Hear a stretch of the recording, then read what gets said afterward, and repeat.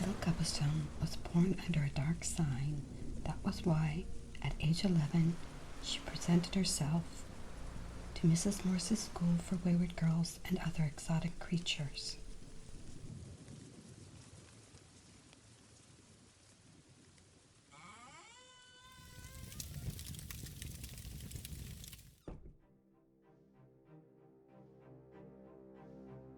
The first few steps into the schoolroom were not promising.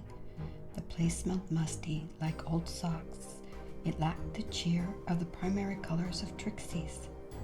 By contrast, Mrs. Morse's school was 1,000 shades of brown. Brown doors, brown floors, brown ceilings, and brown furniture. The only things that weren't brown were the stone walls and the brown things that had long since turned gray.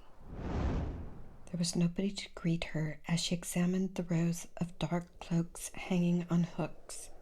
She deposited her coat and hat, then swallowed hard before opening the door to the main body of the school.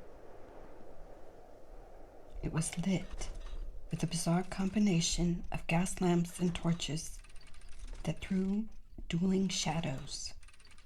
It revealed a grand hall that rose several stories. At the far end, a giant clock made of dozens of glistening gears chugged and whirled away. At the top of the clock, which must have been 30 feet tall, sat a giant bronze bell that tolled the hour, 8 o'clock.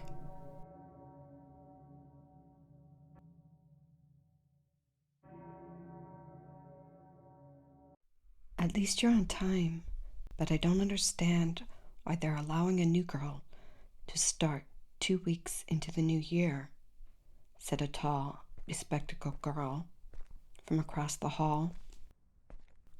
She approached with determined strides and wore a faded purple dress robe over a brown pinafore. Her name tag read Margaret Finn. In her hand she held a notebook, and she made big checks with a pen as Drusilla answered her questions.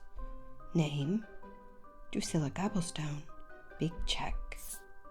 State of birth, Maine. Margaret narrowed her eyes behind lenses so thick they magnified her pupils threefold. She wore a fierce expression reminiscent of other girls Drusilla knew at the orphanage. Serious girls who pulled their hair back from their faces in tight buns that tugged at their skin.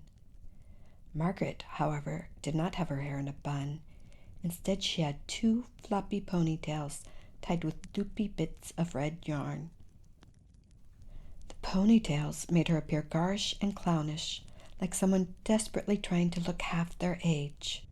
By the size of her, she had to be at least 18. Mother's name? Margaret asked.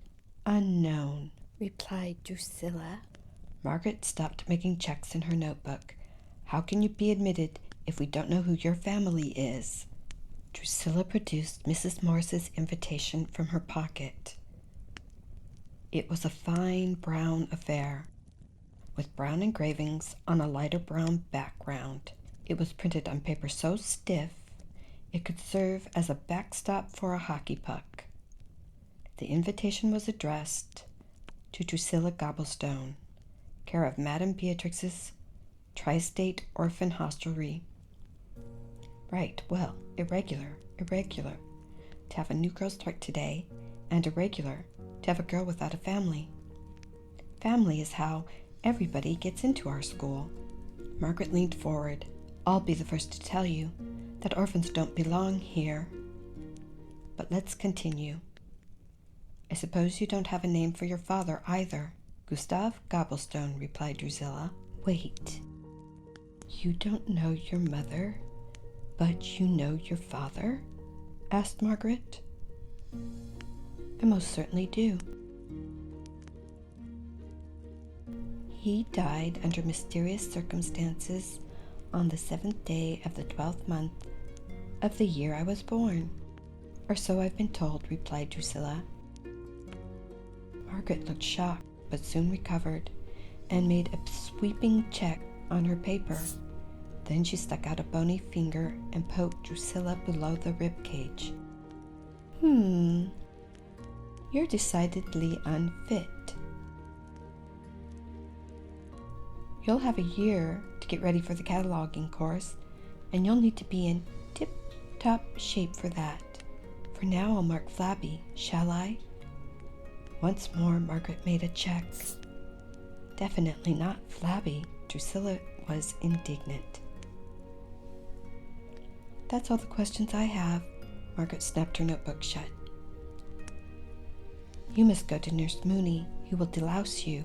We can't have orphans with lice invading our school. No, don't protest. Just close your mouth and follow me. Drusilla followed the girl down a dark corridor to the nurse's office. With each step, she thought over the life events that had led her to the front door of Mrs. Morris's.